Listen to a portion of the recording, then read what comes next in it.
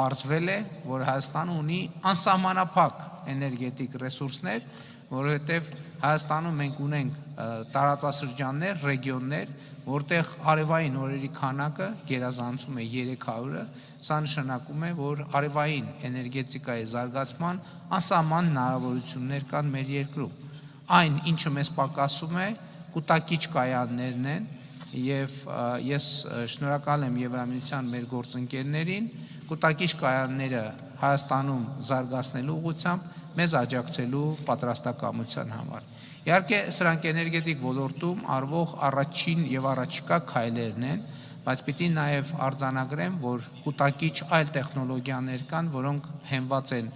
ջրի ցերեկային կուտակման եւ գիշերային ժամերի օգտագործման վրա։ Իհարկե, մենք Եվրամիության հետ աշխատում ենք նաեւ կանաչ ջրածնի արտադրության տեխնոլոգիաները զարգացնելու ուղղությամբ